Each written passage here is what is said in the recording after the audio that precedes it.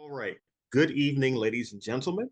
This is, of course, September 6th, 2024, and tonight we have gathered to celebrate a somber and important anniversary in South Carolina history.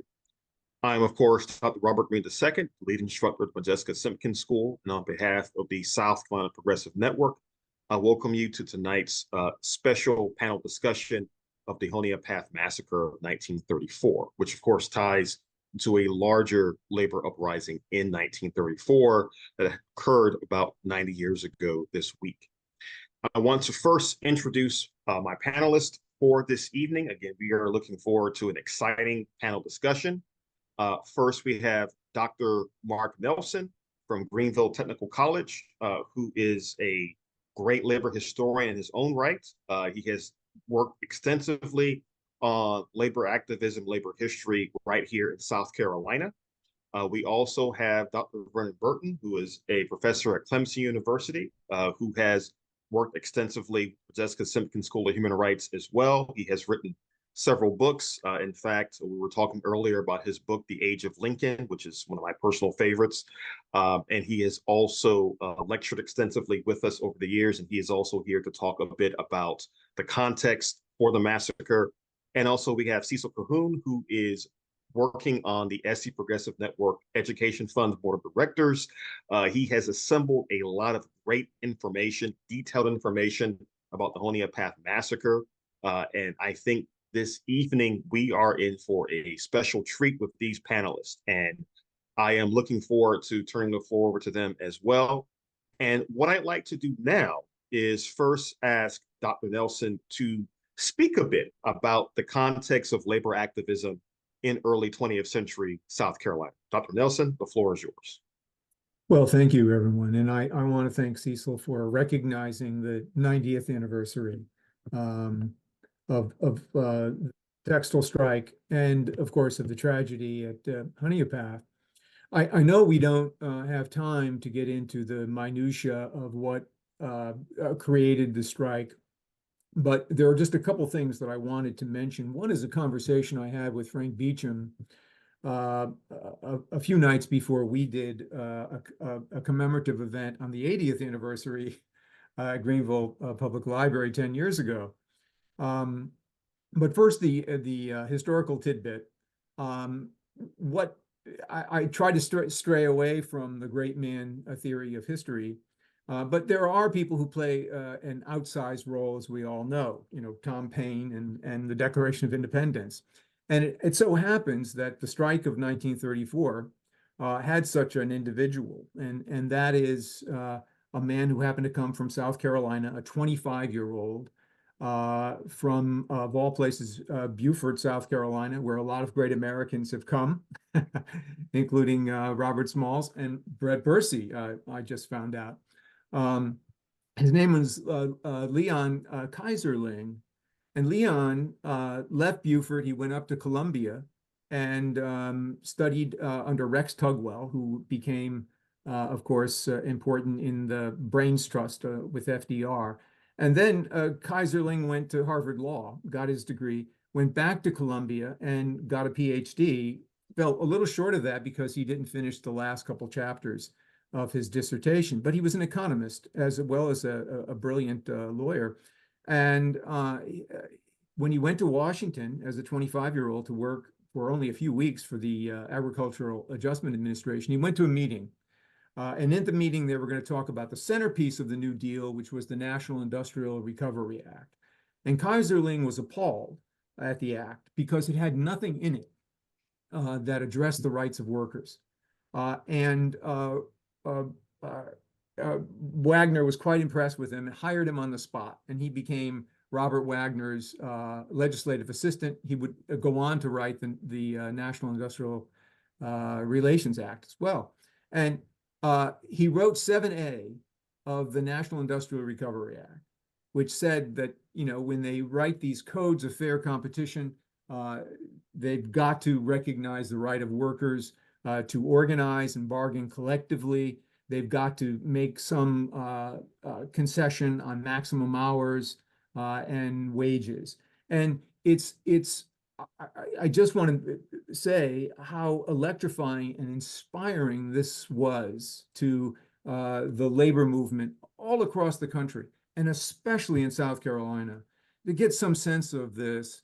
You know, when the Blue Eagle Parade, the Blue Eagle was going to be the symbol of the National Industrial Recovery Act, the parade to celebrate this in New York City, uh, there were a quarter of a million people who participated in the parade, a quarter of a million people in the parade, hundreds of floats and brass bands. And this was what energized, I think, the labor movement all across the country and gave workers in the South a great deal of hope.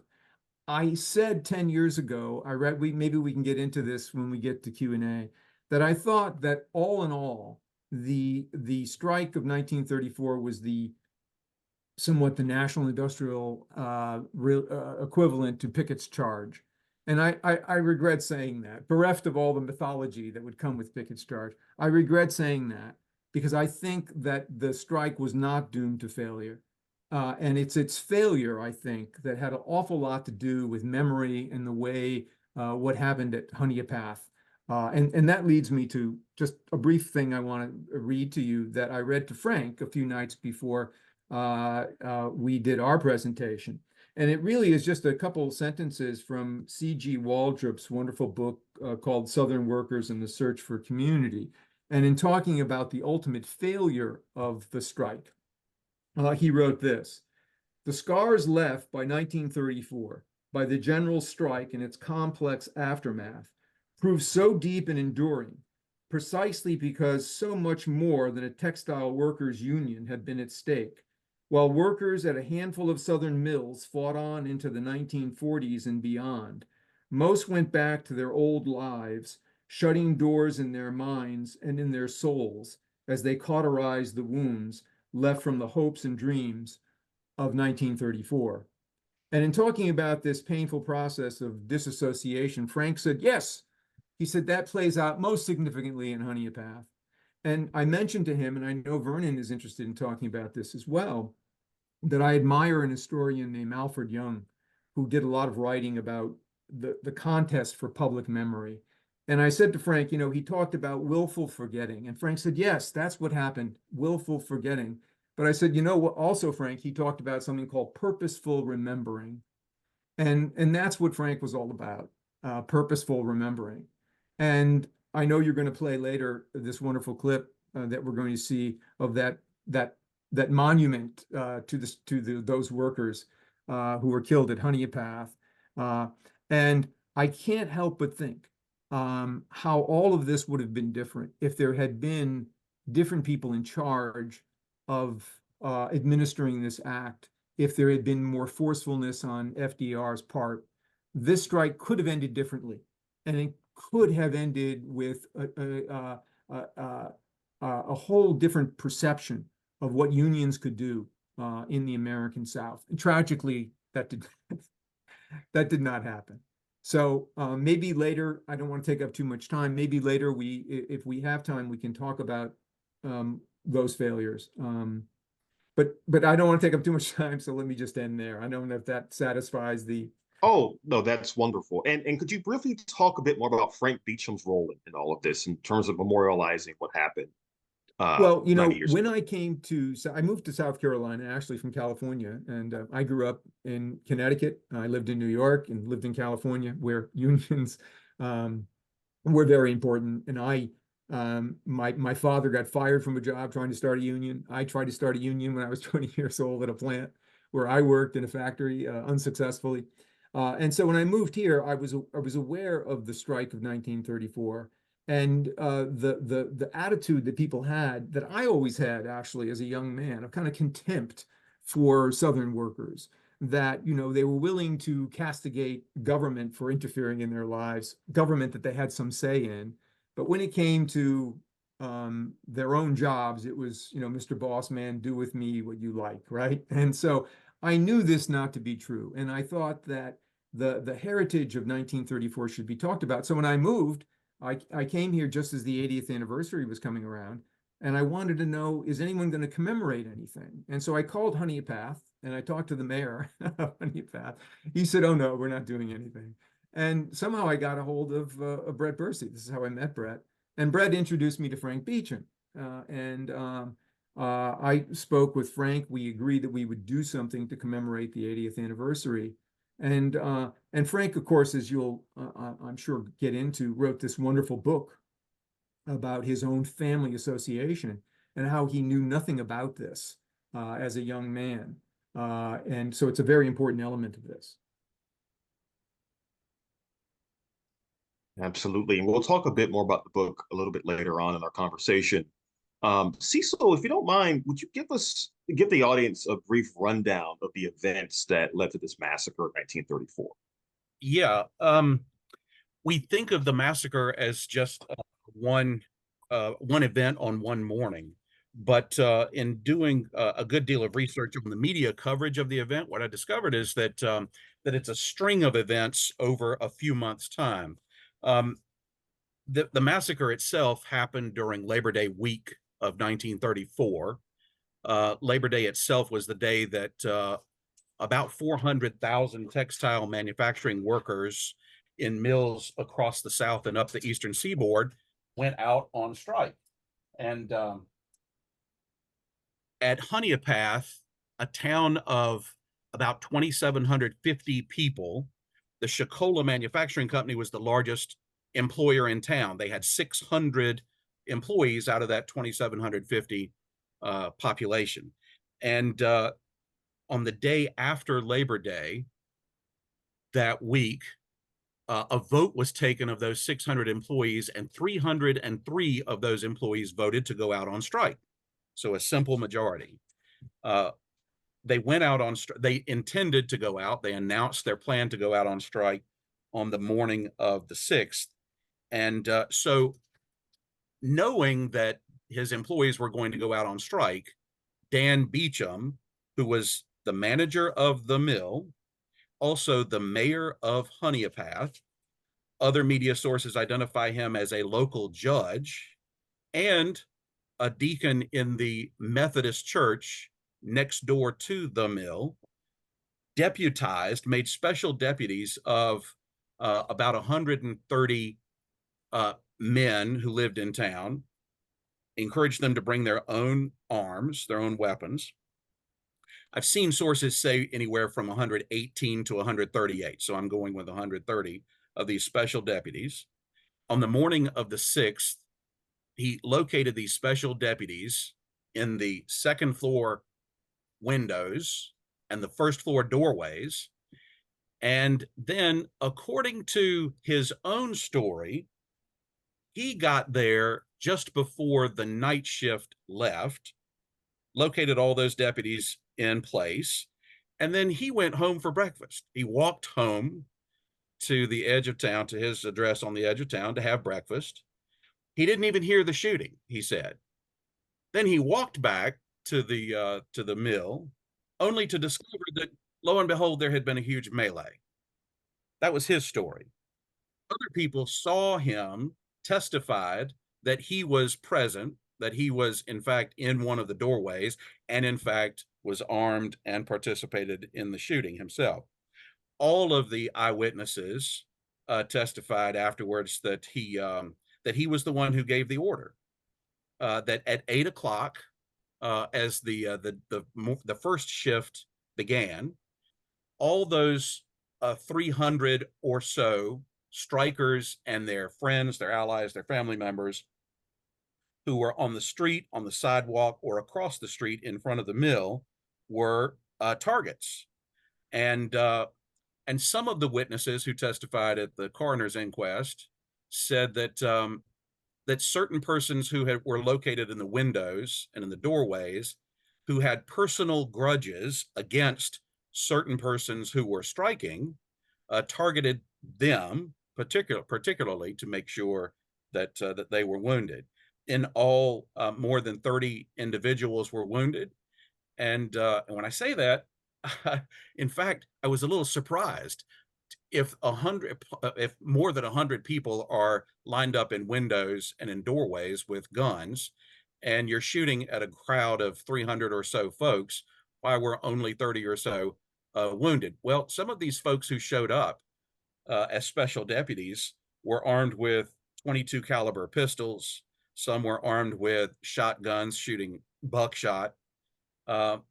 So there was a wide variety in the age of the special deputies. One was just a 15-year-old kid armed with a 22 caliber. And so there was a variety in the age of the special deputies, and of course in their efficacy with firearms. So the shooting itself was over in, some sources say 5 minutes, other media accounts said 15 minutes, and then of course the ambulances arrive. I think it was five physicians came quickly to attend to the wounded. The coroner was summoned, and the dead were taken away. The dead immediately at the moment were 6 in number. A 7th was taken home. He was taken home after being treated. He developed what the coroner called pneumonia due to his wounds and passed away 2 days later, which made 7 total. The coroner's inquest convened 2 weeks, less than 2 weeks later. More than 300 people were summoned to testify at the coroner's inquest. Ultimately, 90 testified at the coroner's inquest. Dozens of eyewitnesses named by name the persons who did the shooting, which included members of the local Honea Police Department and a number of the non-police officer special deputies. In all, 11 were charged by the coroner. After the coroner's inquest was completed, 11 persons were turned over to the local district attorney, who then presented the evidence to a local grand jury in Anderson, about 18 miles away. That grand jury wound up not indicting all 11, but only indicting 2. Those indictments were handed down, I think, in November. So roughly 2 months after the event itself. The trial of those 2 began in February of 1935 there in Anderson, and didn't take very long. Only 2 or 3 days was the trial. One of the 2 indicted was a deputy. The other was one of the a sheriff's deputy, an official sheriff's deputy. The other was one of these special deputies deputized by Beecham. And after, I think the research said, only about an hour and a half or so, the jury came back and acquitted both of the shooters who had been indicted. It didn't take long for them to acquit the 2. Now, the strike itself that was initiated on the morning of September 6th ended by the end of September without anything being accomplished. So the persons who had gone out on strike from the Chiquola Mill, employed by the Chiquola Manufacturing Company, wound up having to go back to work because there were no other options for them. To go back to work in the same mill, aside the same people who they had worked with before, knowing that they knew what happened. Everyone in this tiny town knew what had happened, knew who had participated in the shooting. Wages were not raised, hours were not cut. Everything went back to what had been in place before, and so that was, in a nutshell, the story of the Honea Massacre, and that's the way that it stayed for 60 years. Does that Right, cover, and what you were looking for? no, definitely that was great, and I think it's again important to note, as both you and Mark have pointed out here, that this was part of a larger regional nationwide strike in 1934, the legacy of which we're still living with even today, 90 years later. And I want to come to Vernon about this, because Vernon, you were talking right before we got on to the public air about this program, about how you came to finding out about what happened in Honea and how you find out about what happened in 1934 in South Carolina. Could you talk a little bit about how this history um, has really, I hesitate to use the word forgotten, has been downplayed or kind of put on the back burner in the 90 years since it happened?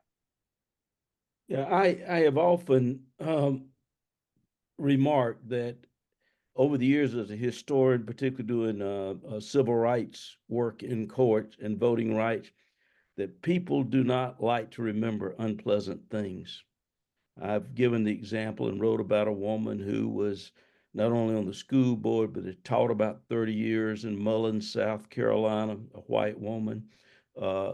And she was on the witness stand and she was asked about segregation. She didn't remember, but both her children went through segregated schools and she wasn't lying. And finally, and she said she hadn't remembered, and she was asked, why? Why do you think schools were segregated? She says, it doesn't make any sense, does it? But she had lived with it. And that really gave me some insight about this unpleasant memory. And before I go into a little bit more, and stop me, Robert, don't let me go too long, okay? You have my permission, just say stop. It brings up something, though, that is a big issue in the American South, and that is class. Because we look always at race, and there is work to be done on Honea Path and race as well in the mill villages. But the mills were entirely white. 1915, South Carolina passed legislation that black people and white people couldn't work together in the mill. And actually, when I went to work in the mill on the weekends when I was 16, we used to laugh because African Americans were cleaning up outside. I was cleaning up inside. There was one restroom, and we talked about how we broke the law by going to the same restroom because it was literally against the law in the 96 mill. But David Carlton wrote a book on South Carolina mills, really in the upcountry. That's really a wonderful study that not many people pay attention to, but one of his arguments there, and I think he's absolutely right, is that the mill village created what became a middle class, not the mill workers, but town people, and the division between town people and mill people. I used to joke when people asked me if we knew there were class. I said, yes. I said, we went fishing and they played golf. Today, I don't know any white person, no matter how poor, that doesn't play golf. And we've had a big shift in class and race, I think, and that has some ramifications that are pretty important. But one of the things I'd like to see follow-up study is how race played into Honea Path. I've never looked at anything in the South that somehow there wasn't race involved. And I can talk a little bit about what I know about the 34 strike and the threat of race and strike breakers, but I don't know about Honea Path. I did not grow up on the mill. I lived in the country on the other side of town, but I had a paper route right through the mill village. Paper route was 20 miles completely, because I was a good bit out in the country to get in. And it went by the mill, and I could not figure out why there was this very tall fence that this is Sept Mills. They own the mills in Greenwood in 96, Jim Sept. And it was a very tall fence. And then on top of that was barbed wire at an angle to keep people out. And finally, I kept asking, why is there a fence around the mill? And finally, someone told me about the strike. That's how I found out about it. And I think it's worth just a moment about the memory of this. And I hope we can come back to Honea Path. I think it's going to be a fun and informative thing that will sort of spark some ideas on memory and the memorialization for the 80th anniversary coming up soon. I was a consultant on the longer film that was shown on South Carolina ETV, and somewhere I have a copy if I could ever find it, if I could find something to play it on. But Jacqueline Hall, when she was doing her book Like a Family, they came to 96 because they knew about the strike in 96 and the Sept Mills that heard a lot about in their oral histories at the University of North Carolina. And people, when they went to ask them about it, pretended they knew nothing about it. And then my mother, who sold insurance there in 96 and on the mill for 34 years and was a, bedrock of the First Baptist Church. And she went with them and I went with them, and people just opened up the floodgates. But they had not wanted to talk about this. Some of the things I discovered, like they had the National Guard at 96 to protect the workers. And young girls would flirt with the National Guard worker as they went into work. Brother against brother, literally family. There was one family in which one brother went on strike, the other brother did not.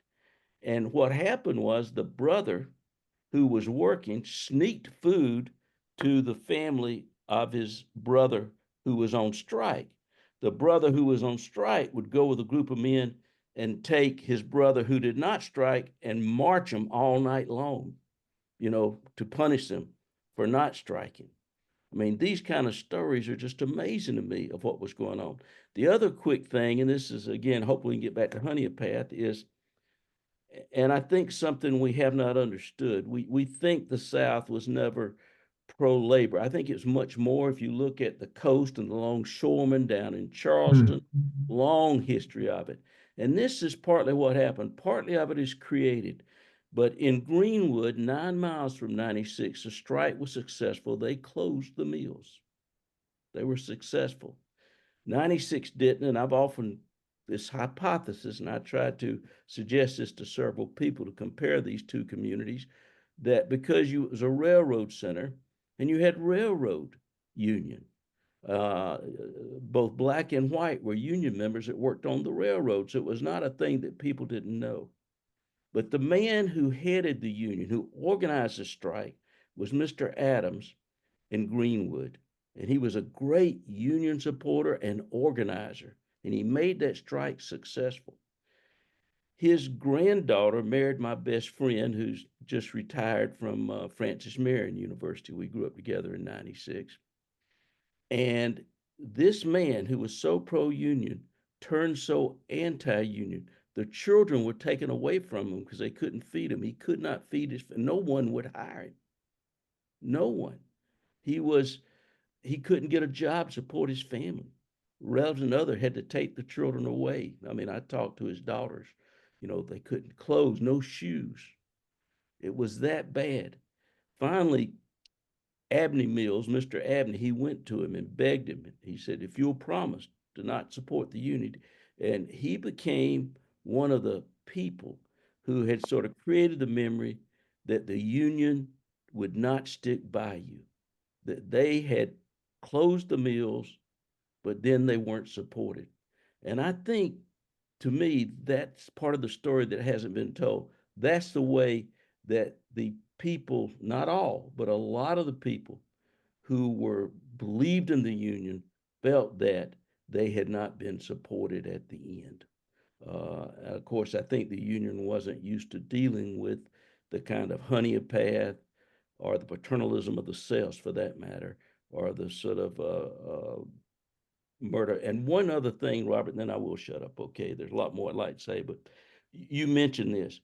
It is, if you look in Wikipedia, it's called the Honea Path Massacre. You go back to Reconstruction, and they used the word riot when it was the Hamburg Massacre. They used the word riot when in Lawrence it was a Lawrence Massacre, the Ellerton riot. It was a massacre. There was no, but that's the way that people who have power that you see today, even in politics, use words to create an image of what's going on. There was no riot. It was just killing innocent people who had a right to protest and to organize. But I can go on and on about this. I don't know if there's anything else you want me to talk about. The Honea Path story is a dramatic one.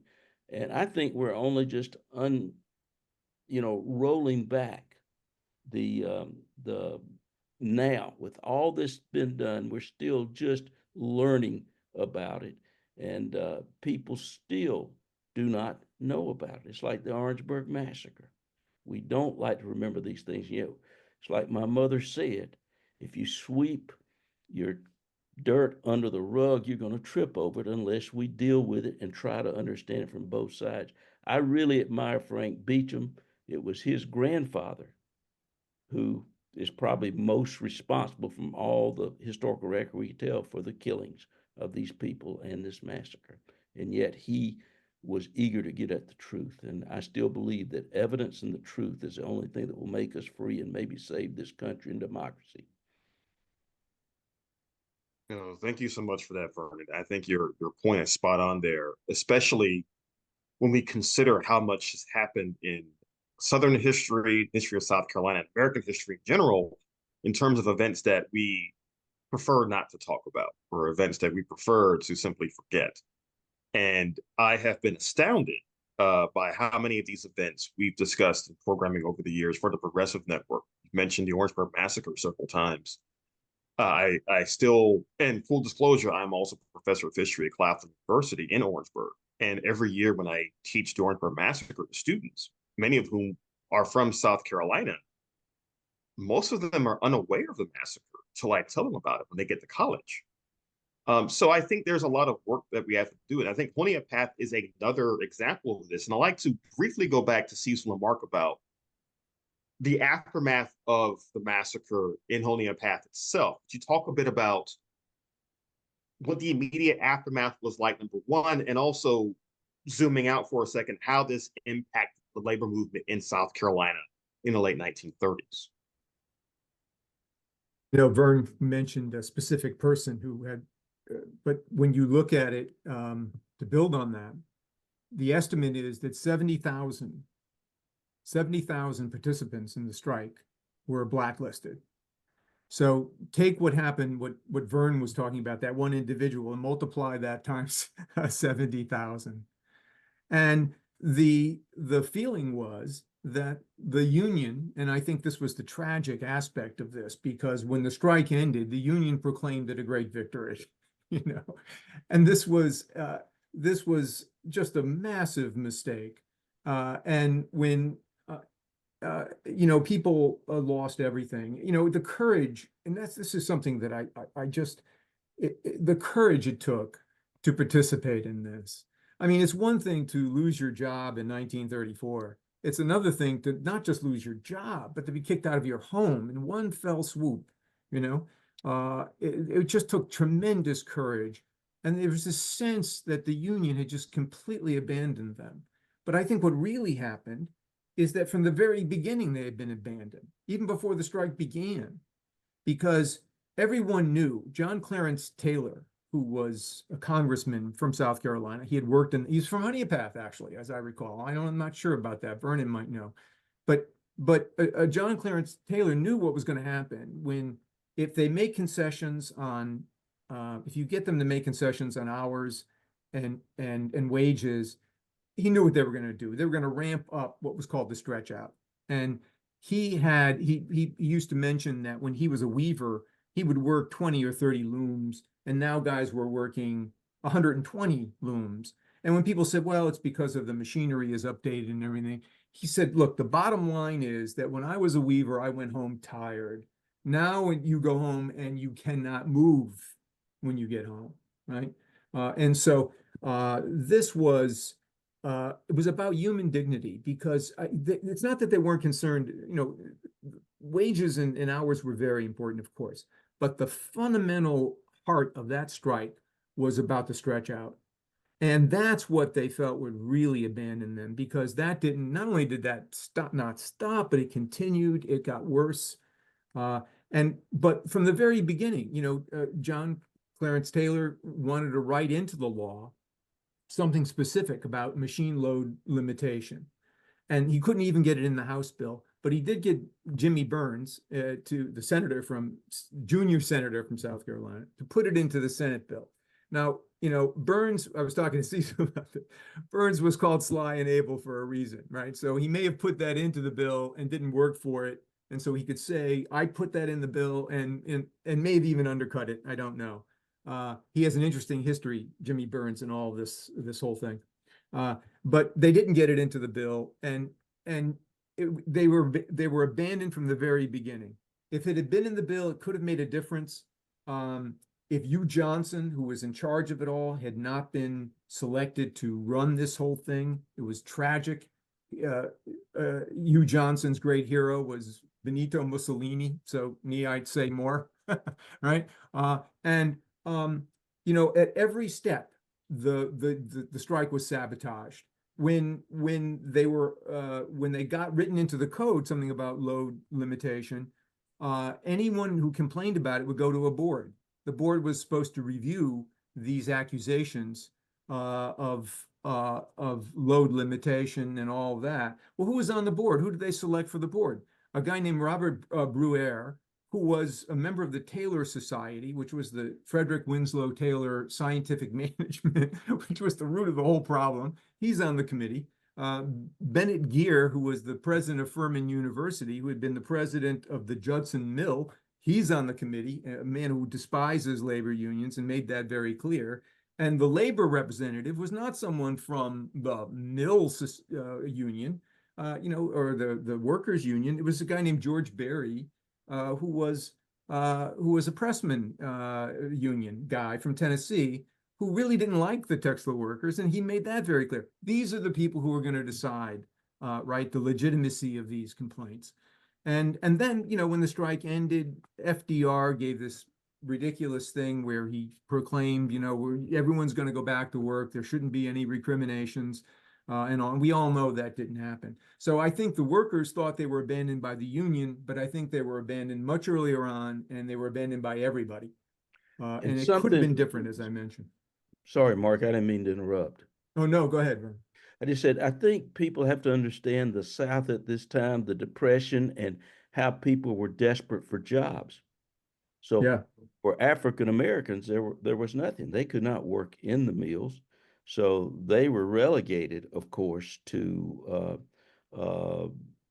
basically agricultural workers unless they had their own land, and there they still were. And we know about all the New Deal legislation that excluded Black landowners and Black workers or domestics among women. Yeah. But the only thing they could do, and as Jacqueline Hall and Bob Corstett told me, you read these in interviews that they did, and people are desperately looking for a place to work. And the mill was rough. I worked in one. I've always admired people who could grab a spindle spinning and grab it and do it. These were skilled workers in what was considered an unskilled craft. But it was telling to me years later, this is well after, must have been late 1970s. I went to Princeton in 69. Drew Faust, who became president of Harvard and still is a distinguished Southern historian, wanted to bring her class down to see a mill, and so I led a tour of the 96 mill. And Mark is from Connecticut and New York, and I think he can identify with this. And it was really telling to me because the students were sort of in their own way, were looking down at workers. They're trying to get the workers to say how horrible it was to work in the mill in the 1970s. And they were talking to Miss Sherfield and Miss Rogers. And I was there and overheard this. And they kept going on about, boy, it's so hot in here and it's dusty, which was true, and how hard it must be. And Miss Sherfield looked at Miss Rogers. She said, yes.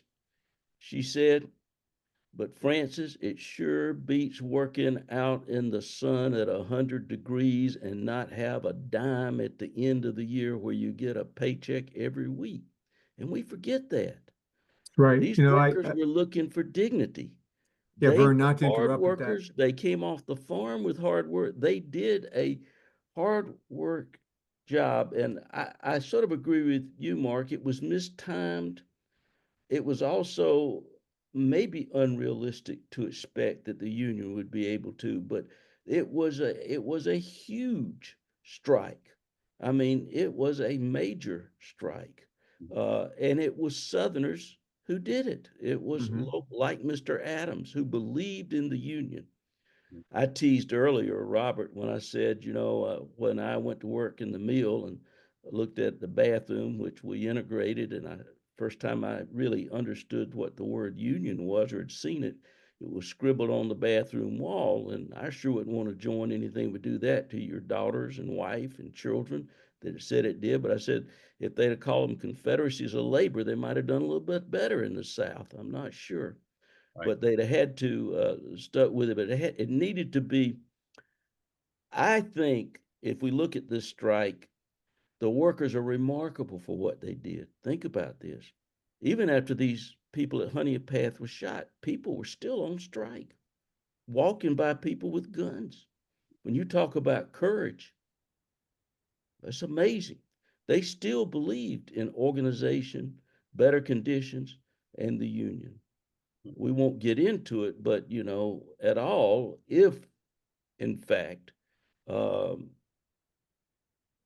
mills had maybe been integrated or unions had been integrated, I actually believe it could have been more successful. But that's another opening another whole can of worms. Mm-hmm. Dr. Greene, when you ask about what came in the aftermath of the Honea Path massacre, I think in terms of what lessons were learned from the strike, what lessons were learned by the strikers and by those who didn't strike. At its core, what a union is people saying to one another,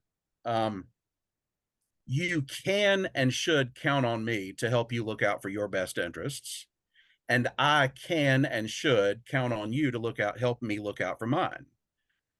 So what these strikers and non-strikers in the mill took away from what happened on that Thursday morning is, I really can't count on the people who work on my left and on my right to help me look out for my best interests, nor can I count on the religious leaders in my town to support me, because the funerals themselves couldn't be held in town because the mill controlled the churches.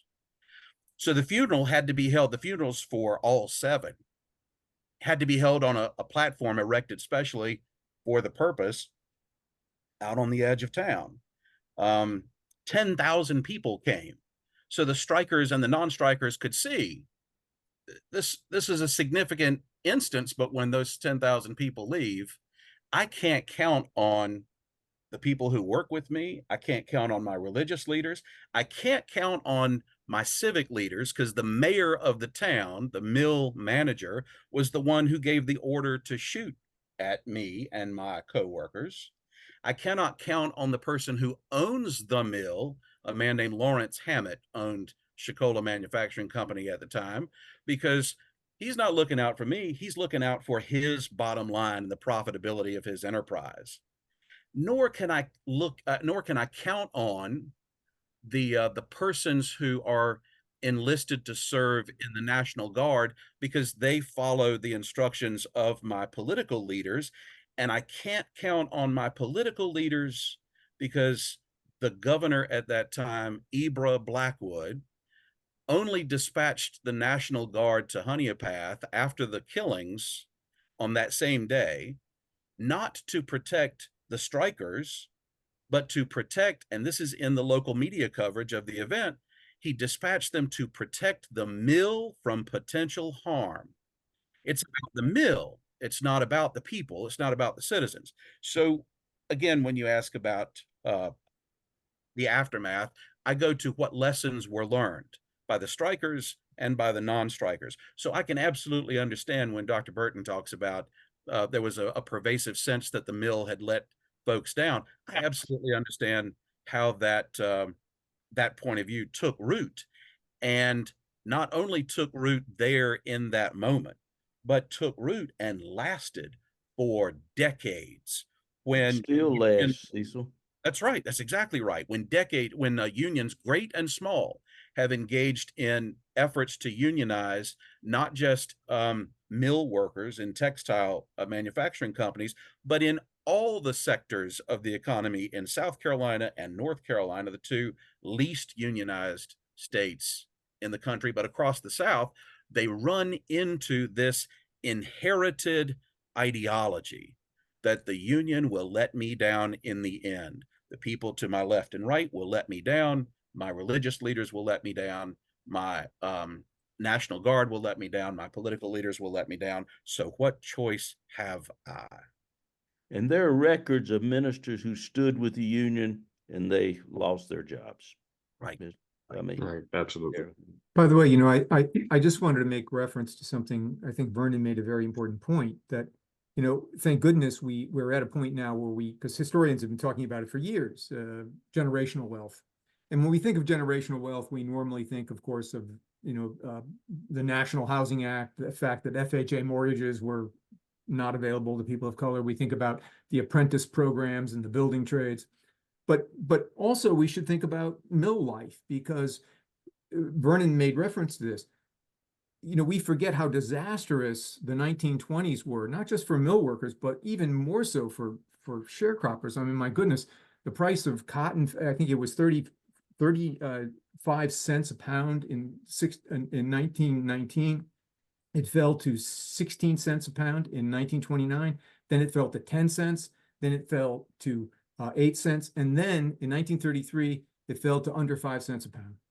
So imagine how horrific it was to be, and mill people understood that, right? So if you talk to mill people today, and I have, when I moved to South Carolina, I moved into a loft, a converted mill. I was living in the mine. And the first day I was there, I looked down and there's the Methodist Church, right there. And there happened to be an historical society. And I went down and I would talk to these folks. And they were planning, the owner of the lofts of Greenville was going to give them, they gave them this territory that had been the parking lot.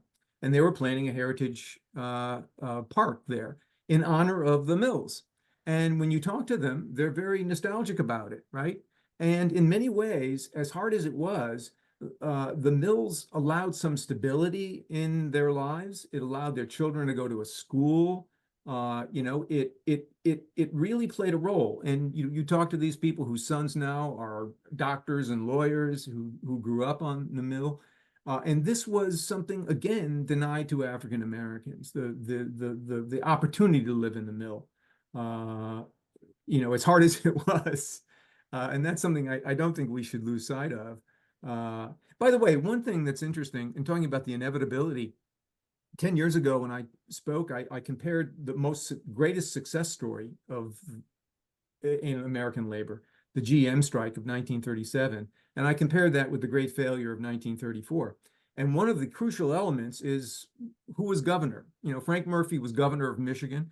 He not only refused to use the Guard to put down the strike, he used the Guard to protect the strike in a way by keeping the Flint police away. And who was governor in South Carolina? Governor Blackwood, who called out the Guard. But in 1930, Olin Johnston, who was from Honea Path, actually won the election, the plurality, but he lost the runoff, right, to Blackwood.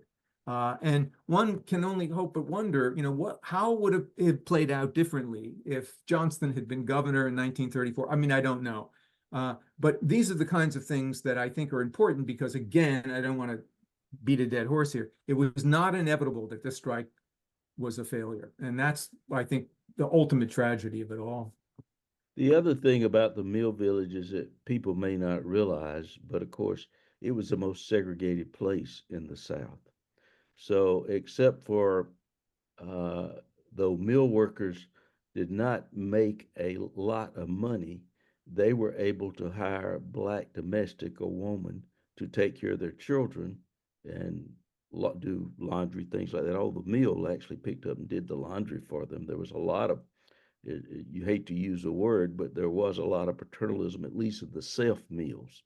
And people, you can look at these records, they knew the reputation of the owners and what you would get and how you would be treated and look for it.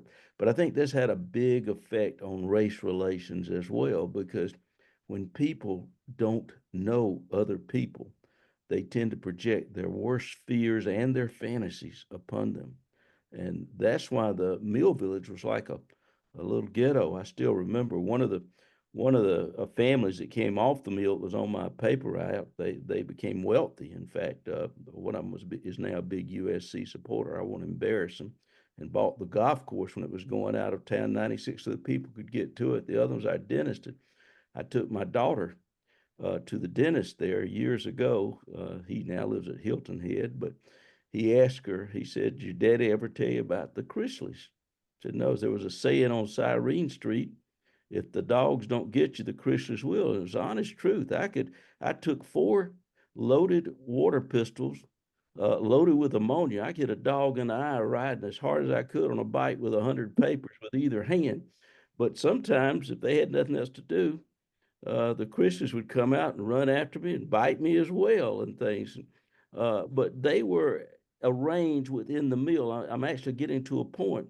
It really was a community. When Jacqueline Hall entitled her book Like a Family, it really was. There was a lot of mill control, but a lot of the people did not want to go to the Methodist and Baptist church that was built by the mills. And right outside the mill village limits is the Church of God and another one, the Holiness Church, right outside. And these were built and paid for and ministered by mill workers who, in fact, wanted their own church and didn't want to be in a church that was controlled. And there were 3 kinds of segregation. When I grew up, those of us in the country and the town who were white went to one school, African Americans went to another school, and at least through the 4th grade when I was in the school, and I think it used to be 6th grade before I came there was a mill school. So supposedly these mill children were taught that that's what they should be doing, and indoctrinated. Didn't work very well because things did open up, and I will give credit to another Southerner, Lyndon Johnson, for really making a difference on that in the South, because that Depression lasted a long time in the American South, much longer than it did other places. By the way, okay, I'm sorry. Robert, could I jump in? Absolutely. Olin D. Johnston, when he ran for governor, he had worked at Chiquola Mill in Honea. He was a weaver.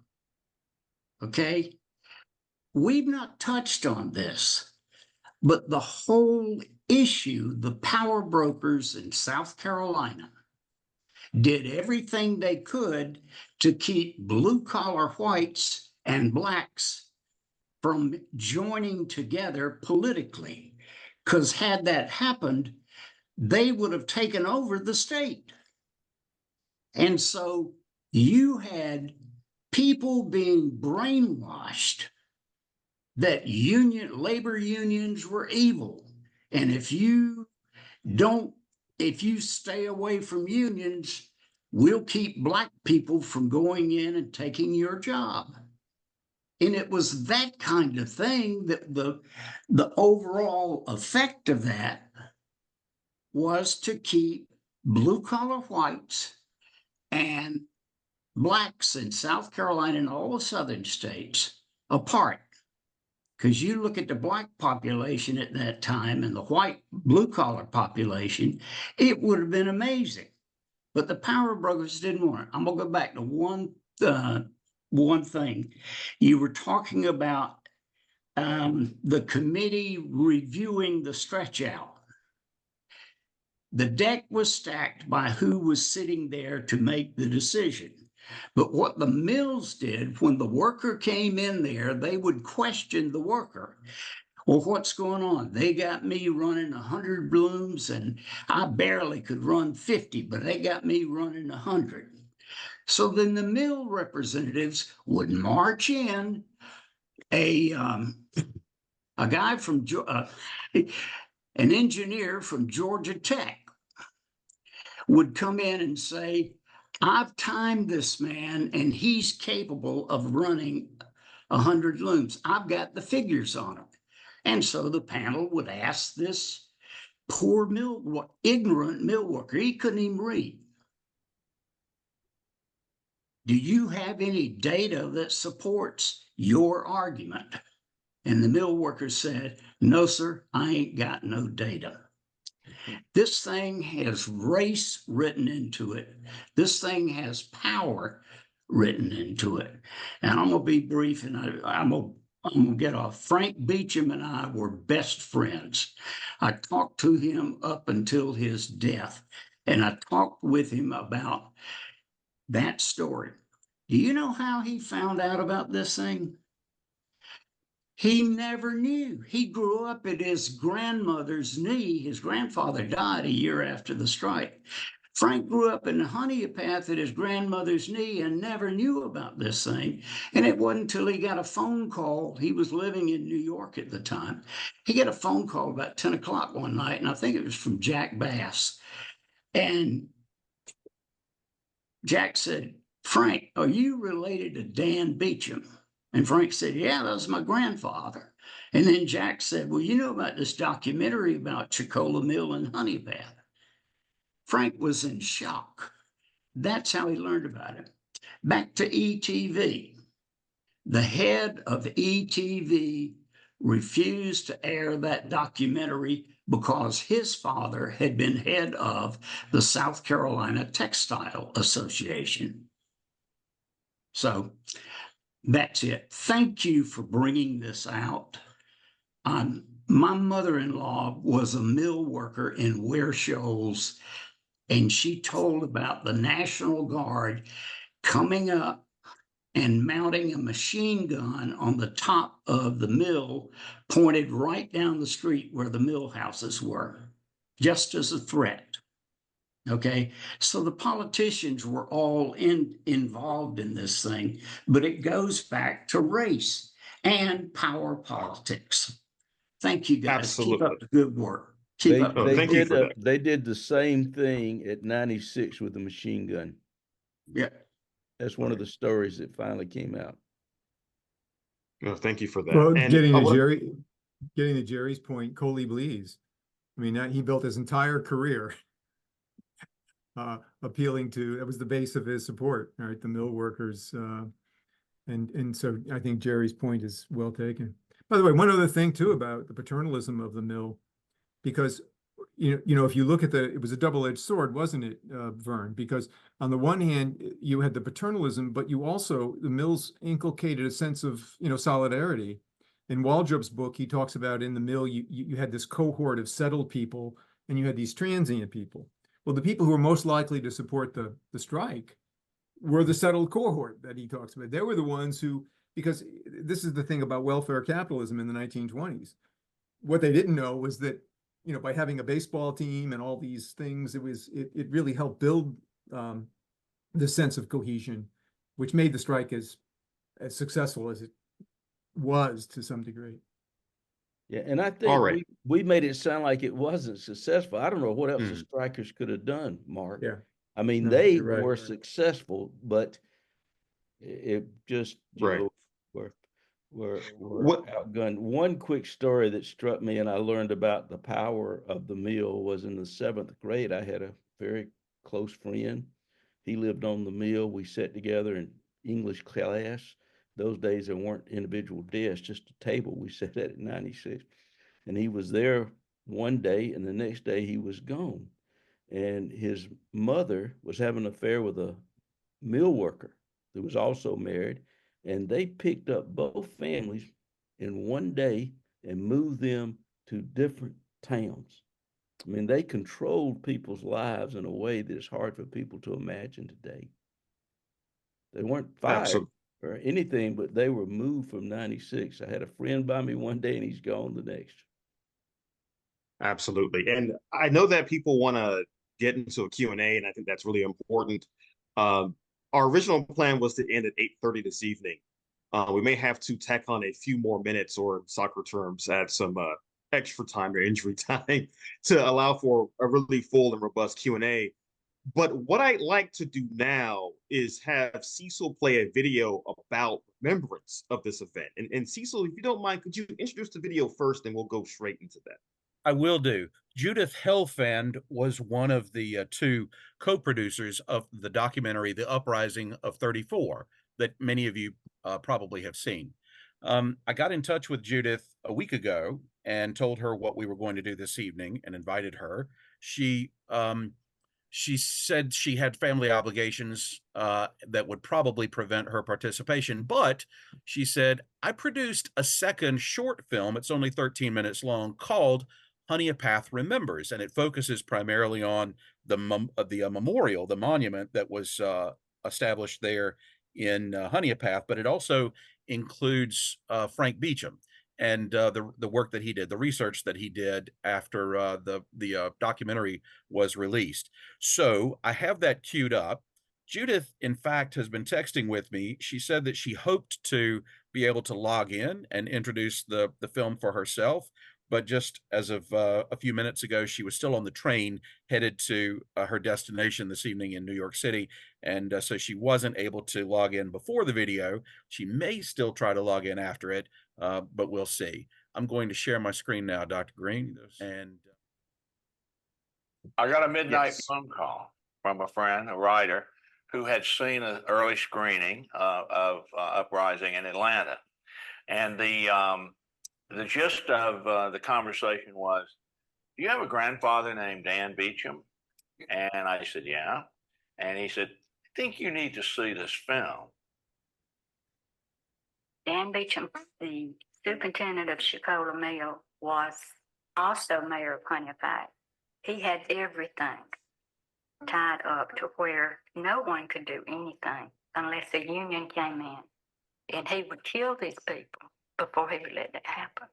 He placed these men in the windows of the mill. They were firing on their neighbors, the people they had grown up with, had worked with, but when they started shooting, people just started running. It was like being hit with a concrete block in the face. That my own grandfather had engineered a confrontation which resulted in the deaths of 7 people and 17 others shot.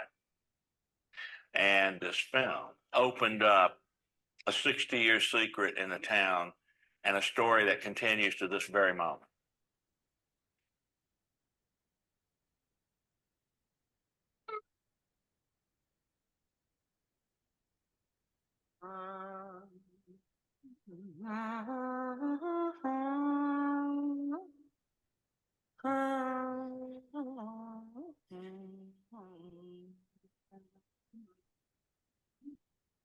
I only knew a couple of names, and that was from the film. That was Kathy Lamb and Sue Cannon Hill. And I was going to South Carolina, and I decided that I wanted to meet them. Now, I did a really stupid thing. Notice the word Beecham on here, how big it is. No. Now, if you got a letter in the mail, and the only way you knew that name was that was the guy that had murdered one of your relatives, you would not be happy about this. And Kathy Lamb wouldn't open her letter for days. She let it sit there thinking that I must be threatening her or something. Dear Miss Hill, I recently saw the film, The Uprising of 34, and was shocked at what I learned. As the grandson of Dan Beecham, the superintendent of the mill and the mayor of Honea at the time of the shootings, I can only express deep sorrow for his actions. I support the monument being planned in Honea and plan to attend the dedication next Memorial Day. I send this letter, and I get a call that she will meet me. Now, I took a tape recorder like I do everywhere, and I'd like to play a 2-minute segment of that meeting with Sue Hill. He bled on the sidewalk approximately, I would say 2 feet. It run down. Stream of blood. And every time it would rain, the spot would come back a dark copper-looking color, just where his blood had run. You say What your brother happened? would never walk on that side? Never. She would never go anywhere that she had to go up by where the mill was that Daddy got killed. It was really hard. She never got over my father. Never.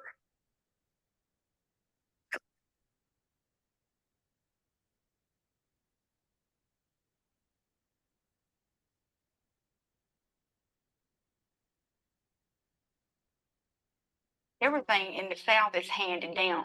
It's like tradition. If your mother did it, you do it. And when you have children, you say, well, my mother and my grandmother did it, so you do it that way. And the pain's been passed to them and their children and their children's children.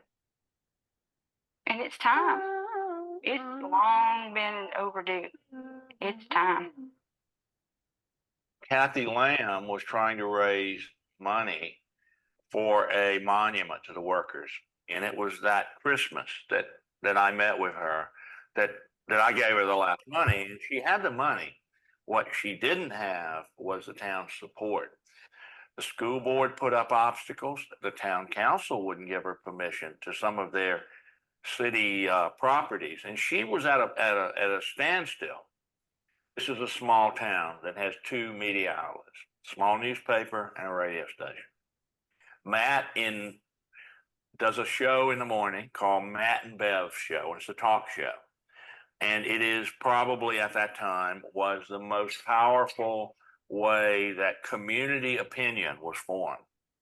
And if Matt said, everyone go after somebody's missing dog, the entire town went into, or somebody's house burned down, money was raised by that afternoon. I think that what we're going to play now is the pivotal moment where one of the most powerful voice that could change public opinion in the town did it. Okay, it's 9:29 on WRIX, WANS. We're talking with Frank Beecham from New York, and we're talking about the strike in Honea Path in 1934 and the fact that they will be dedicating a monument there on Memorial Day. Let's see if we can take another call through here. Well, why do you want to bring the town of Honea Path in the mud like it has been for all these 60 years? I felt like we should talk about it, but Matt's more protected. But after 60 years, I think it's about time that it is brought out and everybody bury those feelings and forget it. Hi, you're on the air. I'm Frank. Yes, hi. Kathy, how are you? Kathy, this is Kathy Lamb. Hi, Kathy. The memorial is not done to put Honea Path down or not to hurt anybody. And these families have suffered for 60 years. And this is just a healing project. It's what it's there to bring people together. If a child can walk by that monument and say, Mommy, what happened? And she can tell her what happened. It's all for the right reason. I believe you're right. I agree with that.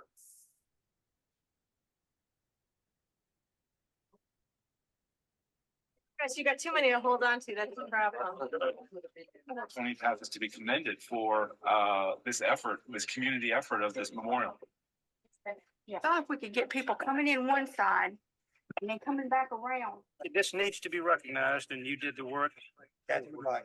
For you to unveil the memorial. Even though nothing was ever done about the killings, maybe they can rest knowing that somebody did care.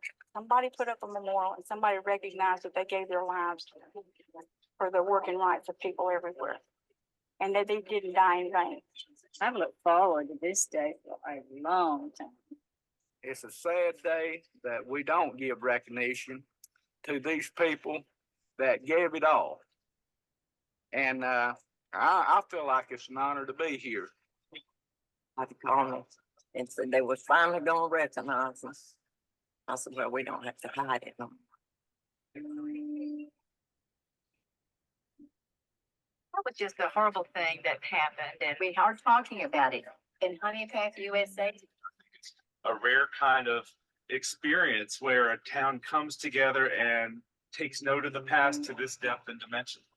My grandfather organized the men, deputized the man that did the shooting, and I knew that he had, been involved in it, but not to the degree that he had been until I saw the film. The primary reason we're here today is to honor those 7 people who gave their lives to make things better for the rest of us. We're also here to honor those of you who are their family members, because we recognize that you had to grow up without husbands and uncles, brothers, daddies and granddaddies.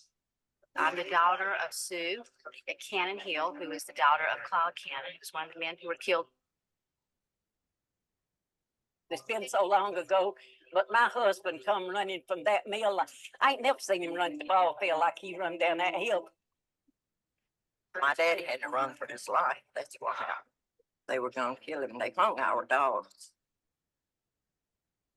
The knowledge that we may have of this story is power, and it's important to have that knowledge in order to retain the power.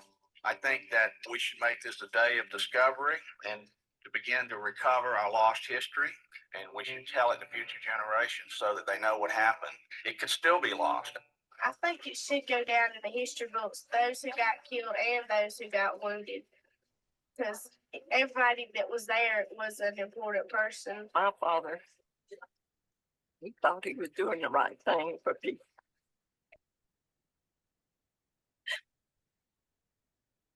I just want everybody to know that.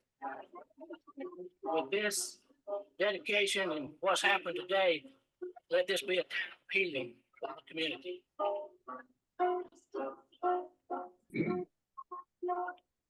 As a land that is barren, and by day we can see it all fall.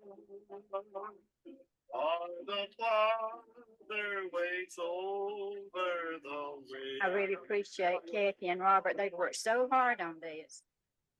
Isn't it beautiful? It feels really nice to have this memorial to my grandfather. I wish my grandma was here to see it. It means peace of mind to me. It's kind of a closure for us. I'm glad to be here. I'm glad to see this stuff.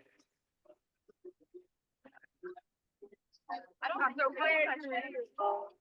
Long time. Long time. It was a fantastic affair.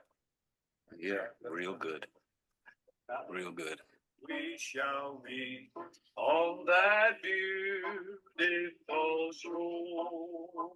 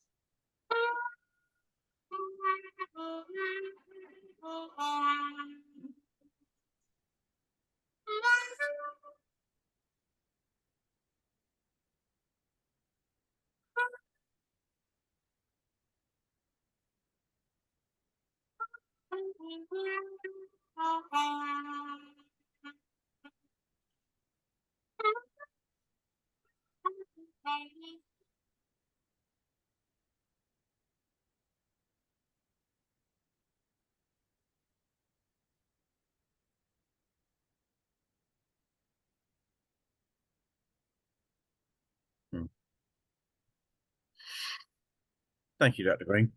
No, thank you, Cecil, and thanks to Judith Helfand for her work on both that and the original Uprising of Midnight 34 phone documentary. Again, I think that that short film really shows the power of memory in the South. And even though we spend the evening talking about how these things have been downplayed or intentionally forgotten about, there are always people around who will never let society forget what truly happened in some of these events. So with that in mind, I do want to go ahead and get to Q&A for a bit, because I know that folks in the audience do have some burning questions that we want to get to this evening.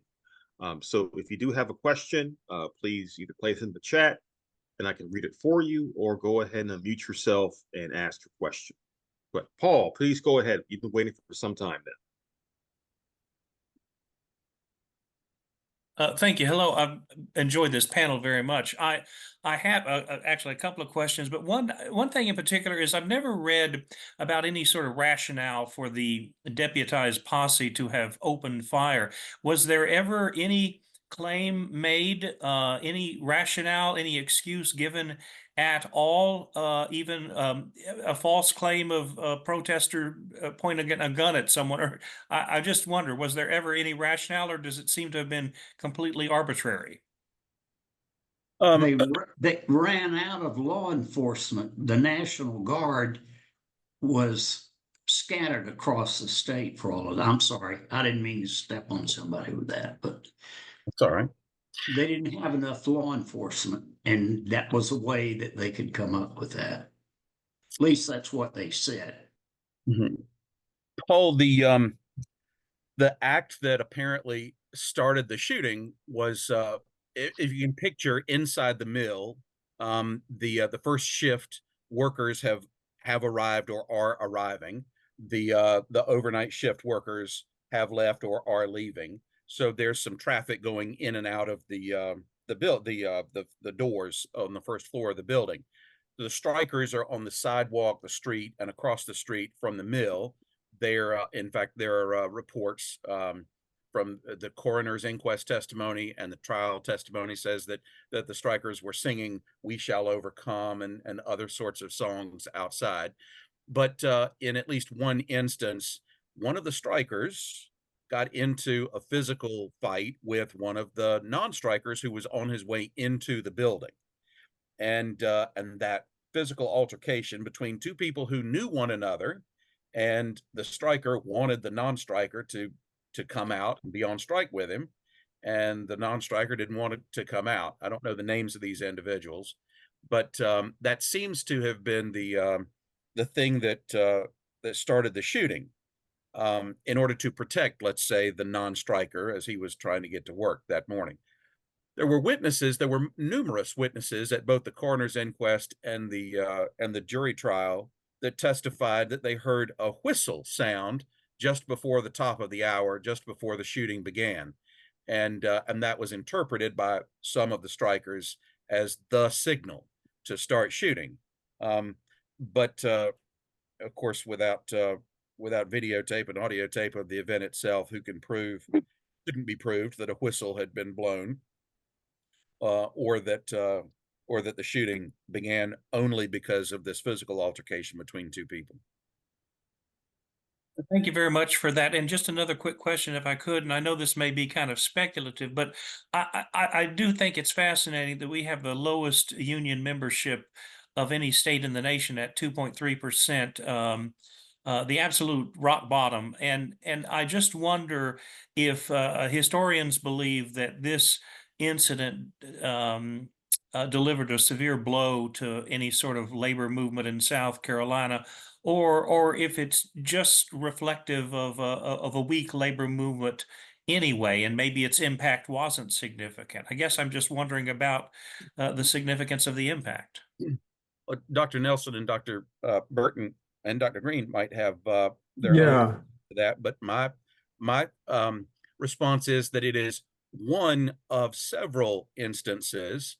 It might be the biggest and most important of several instances that led to this inherited ideology that unionism can't take root and grow in South Carolina, union organizing, union activity. One that, although there was no shooting and killing involved, one other that comes to mind that I think is equally important is the closing of the Darlington Manufacturing Company in 1956. In October of that year, after a certain number of employees of that company voted to unionize, the owner of that company, the very next day, announced that he was going to close the mill in Darlington. It was the largest employer in that town, in that county, as a matter of fact, in 1956. And in response to his announcement that he would close the mill, the employees then took the unprecedented act of having a revote and voting not to unionize. 12% of the employees in that union said no, they still wanted to unionize. The owner's response was, if there are 12% of the people working for me who want to unionize, then I don't need that mill open. He happened to own dozens of mills in the state, so it was no skin off his nose to close that one. It did cripple the economy in Darlington and Darlington County, and in fact, it led to a significant litigation that went all the way to the Supreme Court, and it wasn't resolved until after Reagan was inaugurated in '81. So it's one of a string, Paul. In my mind, it's one of a string of events. The peak of them might be the uprising in '34. The second most important might be the event in 1956. But there have been larger and smaller ones, not as large as that, but there have been smaller ones all along the way. Thanks very much. Yeah, I would say, Paul, that a great way of answering that is to look at the strike before and after, right? So in 1934, the United Textile Workers Union was a very timid union, and they had no intention of calling a national strike, no intention at all. And workers in Huntsville, Alabama jumped the gun. They went on a wildcat strike in the summer of 1934. And when they had the annual convention in New York City, the hope was the union that would fizzle out a little bit, and it didn't fizzle out. The unity of the workers in Huntsville was intense, and when they had the national convention in New York City, hundreds of delegates from the South went up there, hitchhiked up there, and they were the ones who wanted to call a national strike, and they were very impactful. They were very moving to hear, for the rest of the workers in the country, to hear these people who were so militant, right? They were the ones who brought on the strike. And I think so. I think in some sense, the answer is right there. Where did that go? And I think that dissolved with, to a large part, with this strike. I don't think there's any way you can deny that. It was so monumental, I think, in its failure. Diana, your hand is raised. Go ahead, please.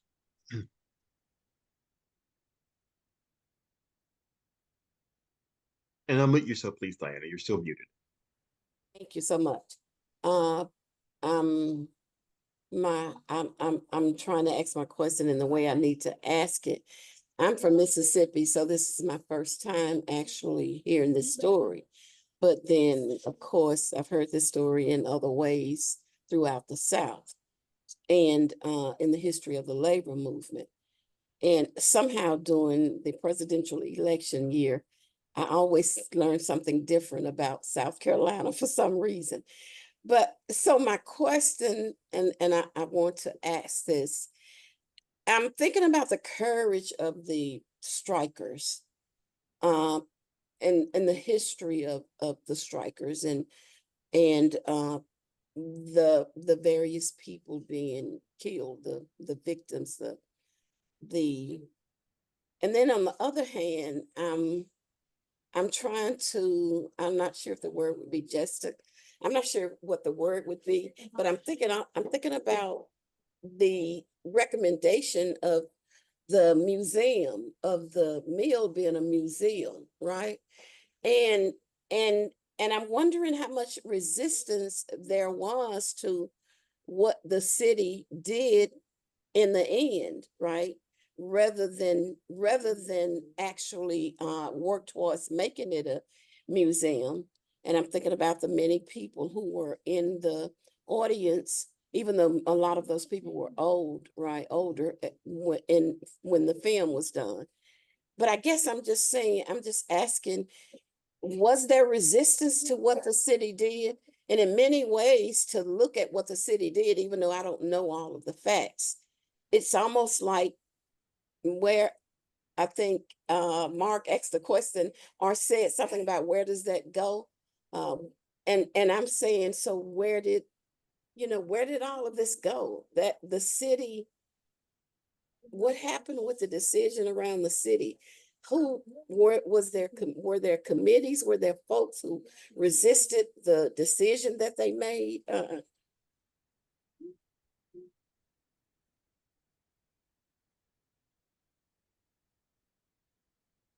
I don't know the details of whether or not there was resistance on the part of civic leaders in Honea, but I know that as late as the year 2000, Chiquola Mill was still in operation. As Judith pointed out at the end of her short film there, it changed hands from one mill conglomerate to another mill conglomerate over the past decade, the several decades. By the mid-1990s, it was owned by Springs Industries, but then Springs Industries itself closed the mill, closed the operation anyway, and couldn't find a buyer for the building, which is how it wound up getting transferred to the town. To renovate and refurbish that building would require a great deal of investment, and there were no investors. Certainly, there were no private investors.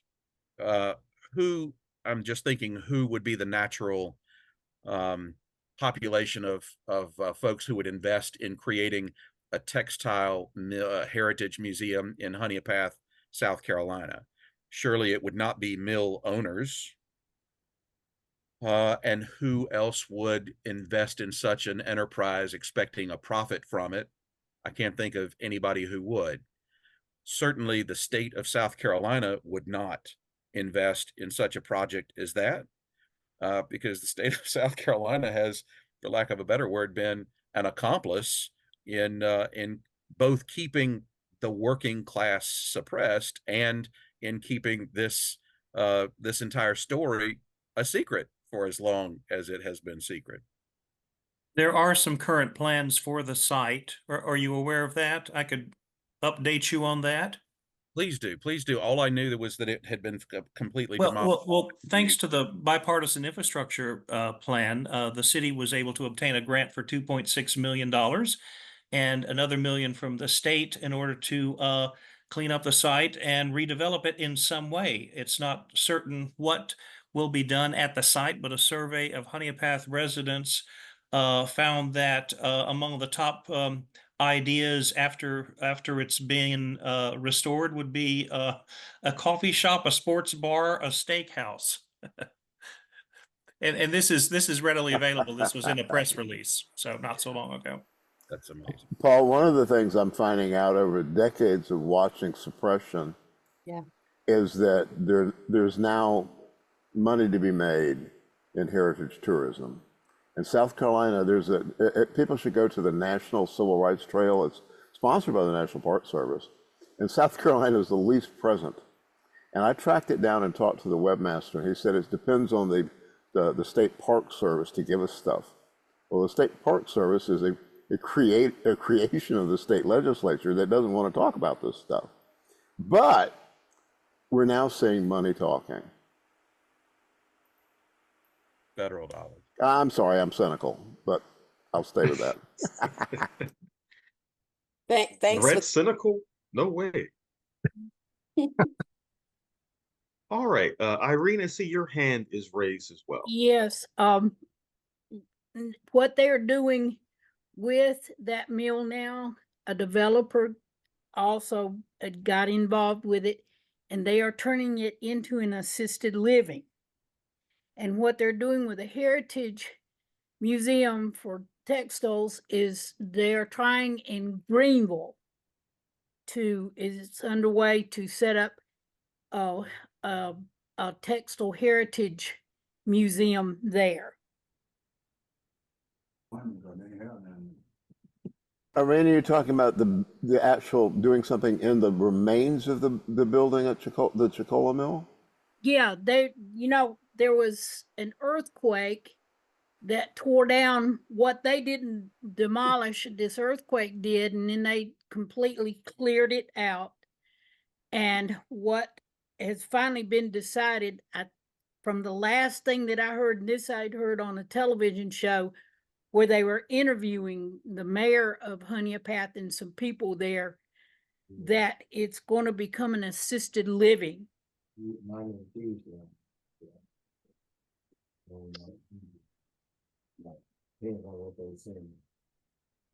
Now, Jean, I see your hand is going up as well. Go ahead, please. Yes, hey. Yeah, my name is Jean, and I do have a question. I've got two quickie questions. Number one, you may have mentioned it and I might have missed it. I was wondering who paid for that memorial. There must have been a fundraiser or whatever. I was just wondering who did pay for that memorial stone. And my second question relates to not necessarily this incident, I guess, but I've always been attuned to the fact that young children worked in mills and they were very, very dangerous places. And I'm wondering, and you know, for adults as well, I'm wondering if anyone knows anything about or can say anything quickly about young children, how young were they that worked in that mill, and if there were any deaths in the mill. Because I feel like they ought to be memorialized as well. That's it. I don't have any knowledge to answer that question.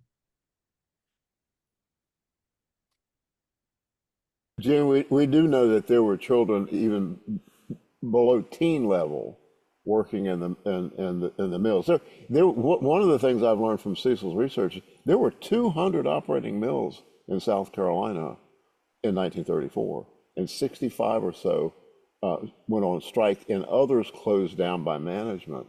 But what came shortly thereafter was child labor laws. And so we need to remember that there was some positives in this horrible circumstance. Mm-hmm. And who paid for the memorial? Okay. You saw the people that were there. Said he contributed. Yeah, yeah. Kathy Lamb led the young woman that you saw in the documentary led the effort to raise funds for that. So I imagine that they were small dollar donations from as many donors as she could find. I think Cafe was a very active group at that time, and then a lot of the Cafe members gave money. I believe Mike and I gave a little money at that time. Yeah. And my husband's grandmother worked in the mills as a small child, and she used to tell us memories of having been hung out the window upside down, holding her by her feet on a high floor to terrify her when she'd try to, slack off.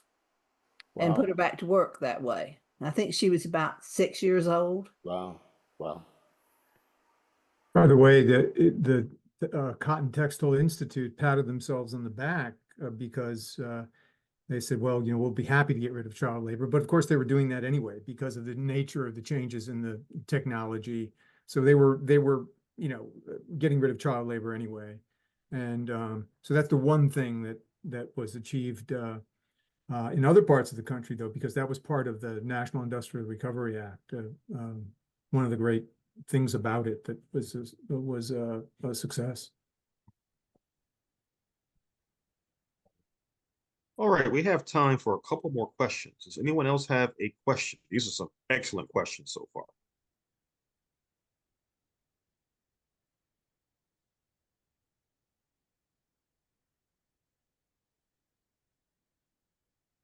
Any other questions?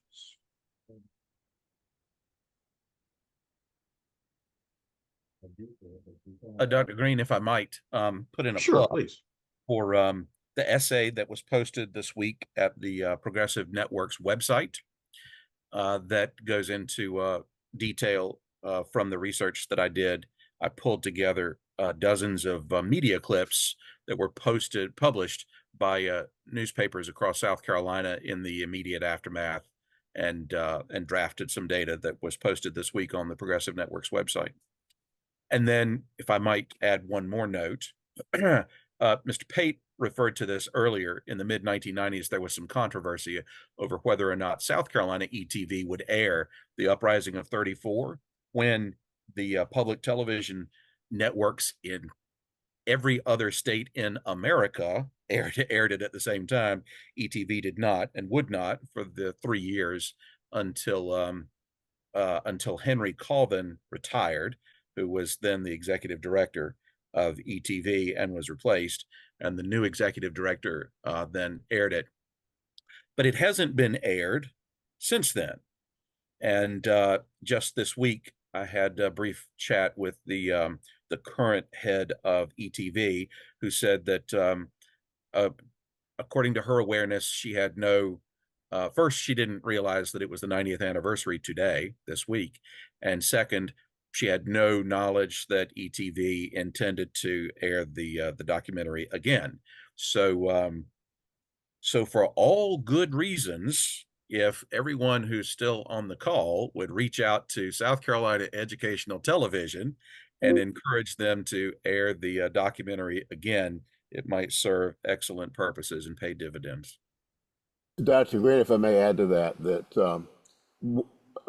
I did not understand Henry Cawthon's role in that suppression, but people need to know that South Carolina is the only state in the nation that the legislature controls all 63 educational broadcasting licenses.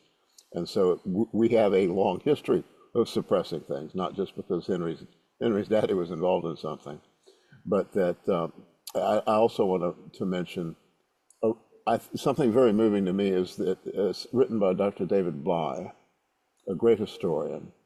And the title of his editorial about a Memorial Day, the first Memorial Day after the Civil War, was in Charleston, and nobody knows about it. And the title was Forgetting Why We Remember. Think about that, Forgetting Why We Remember. And so that's what the Modjeska School does, is try and remember why we forget and lift up the truth that's being suppressed. And so I want to thank everybody that came, and certainly our panelists and Dr. Greene and his stellar leadership of the Modjeska School. And there'll be some short courses we'll be announcing for the Modjeska School this fall. So Dr. Greene, take us home. All right, again, this was an excellent panel discussion. I want to thank Cecil, Mark, and Vernon for your participation this evening. And I want to thank everyone for joining us, because I know this is a Friday night, and normally folks' Friday night plans do not include talking about labor history, but we're the cool kids, so it is good for us. So again, thank you all for participating. Be on the lookout for more events from us pretty soon, and have a wonderful weekend. Bye, everybody. Great job, everyone. Great to see you, Dr. Burton. Yeah, thanks, Mark, Vernon. Thanks, Appreciate everybody. It was really great. Thank you, Brett. Good job. You know, I didn't know you worked in a mill when you were a puppy. 16 to 18, and boy, I made as much as grown men with 10 kids, $1.15 an hour. I made $1 an hour working in a package shed. Well, I made $1.15 when I went. Well, damn. No, yeah. And then when Daniel Construction was building what was Chemstrand then, was sort of the alternative to DuPont, had been seen as a monopoly. And I went to work that summer out there, and the mill came to me and said, "You can't work for them, you work for us." And I said, "Well, they pay $1.85 an hour, and I'm still doing my job here." And he says, "Yes, but we're going to send you to college, and you're going to come back and be mill superintendent one day." And I had a temper back then. Now, whose mill was that? Nobody's telling me what to do, and I went out to do construction. Whose mill was that? Sept Mill in Greenville. In fact, I'll tell you a story I've told very few people that got me in a lot of trouble. Don Bagwell, I see is on here. I was I used to have nightmares about the color Niagara green, because I had to paint all the equipment on the weekends. It was all Niagara green. And I was up on a hopper, which is up in the air, you know, wiping down and painting, and Jim Self Jr. came in, and he said, "Son," he said, "you know, my dad started just like you in this mill working as a boy." I don't know about that. And I looked down at him and I said, "Yes, sir, but I don't plan to marry the boss's daughter." Monday morning, I got a call. My mother did. I had to come into the mill to see them about my smart mouth. But the question about that, the mill closing in the 50s, and that the case not being settled until 1985.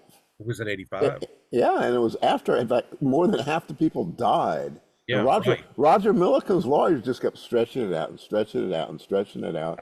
That was And the whole point of stretching it. Lawyers don't do that, do they, Brett? Nothing like that going on today, is there? I mean, I can't imagine the good officers of the court doing something so shabby. But you know, I do think that we have underplayed. There was labor in the South. There Yes. was a labor, Well, and not just the mill workers, but in other things too. You know, and In agriculture. And yeah, they absolutely. Well, that was what kind of Modjeska's downfall in South Carolina was that she was working in the 30s and 40s with white people opposed to racism and opposed to segregation, and a lot of them were union members, and some of them were communists, and some were communist union members. Right. And Operation Dixie was in the that was what it was in the 40s. But that conference that she hosted in 1946 at the township, there were the presidents from the CIO. This was before the AFL allowed people of color, and so she was running with that crowd that was going her way, and got caught up by being red baited. Yeah, well, that was where it fell back. Mark Greene, I think, brought up Mark Nelson. Burns has fascinated me. I was going to do my dissertation on him. There was a lot there, but he's very interesting that way. Your dissertation on who? On whom? On Jimmy Burns. My Sly Abel friend. And that's a good book by the English professor, but there's a lot more there, Brett. Yeah. No, I keep it by my bed. And FDR loved him. I mean, the two. I had found a letter in the Aubrey Williams papers where Eleanor wrote how much she hated Jimmy Burns. She said that when Jimmy Burns came into the White House closed down on the weekend when Burns brought in his whiskey and his, she didn't say women, but women of ill repute. She used a different word. There was an interesting relationship between FDR and Jimmy Burns, who was very interesting, but he was a very, very, very shrewd, and I don't use the word lightly, statesman. This is a whole nother program we need to have, because I'm quite a Burns person watching the sly enableness of Jimmy and what the maneuvering that he did. We would know Briggs Elliott if it hadn't been for him instead of Brown. But let's not go there. That's a whole can of worms to open. And I don't know whether Don Bagwell poked his head up. I know he's still there. Yeah. Anybody else that is your little image is showing here? Y'all have anything to say? Because we're gonna hang up on you in a minute. Don, it's good to see you. Okay. Well, anyway. Well, Vernon, thank you so much. We'll see you on the 12th. We'll try and figure out at least the wave at each other as you drive through town. Well, I'd like to. I'll be there all night. I'm sorry. Oh, okay. You going to use our hotel? I haven't had. I'm so busy. I haven't made, but I am going to make the reservation. I think I will. Yeah, try it. Yeah, let me know. Either there or the Holiday Inn is pretty reasonable downtown too. Well, a government rate, So, but I thought I'd try yours if they don't. There's some. Let me know you're coming. And Cecil, if you're in town, he's talking about passing through Columbia on the 12th, and we have him over to the Grove. I'll definitely be there on the evening of the 12th. I'm doing that Walter Edgar interview at 11, and then I go at 2 to the South Carolina American Heritage Commission meeting. And then after that, I'm sorry it conflicts. I'd like to have done dinner with you. We'll do it. I'll come. Well, we have a gala that evening. Yeah, I know, and enjoy it with your friends. We shall. Okay. I'm going to go eat. All right. I'm going to have breakfast. Cecil, thank you so much. It was a great. Cecil, you did a great job. Well. It came off You're a natural teacher, Cecil. Yes, well, I was a teacher. Yeah, you're a natural. You're a natural. I appreciate that. Thank you. Yeah, well, I really learned a lot, and thank you very much. I learn from him every time I work with him. We probably ought to do memory sometime, Brett, and look at it. I've got this essay that's coming out. I wish I'd have thought to put Honea back. I had forgot about that 80th year commemoration. I totally forgot about it. Was I think I was here, and no, I wasn't. Or was I? I don't. Well, these are the type of things that we can do as short courses with the Modjeska School. And I would like to see that happen because But the the Modjeska uses School of is now memory and forgetfulness are Yeah. so powerful. When is this Forget- essay coming out, Doc? Anytime now they're advertising. Once I get it, I'll send it to you.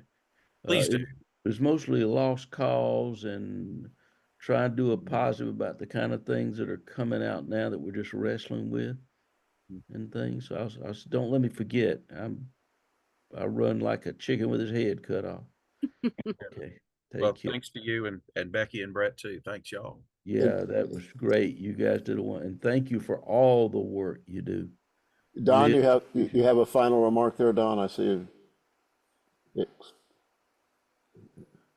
I really enjoyed this, and I'm really fascinated by that idea of memory and forgetting and remembering, because I know, just coming up in Greenwood County, as a kid, I just never knew about Benjamin Mays, who was right down the road from me. And people still don't know about the Phoenix riot or the assassination in Hodges of Senator Randolph and things like that. So there's a lot of work to be done. So I really appreciate what went on today. Where do And you live now, Don? I live down here in Somerville.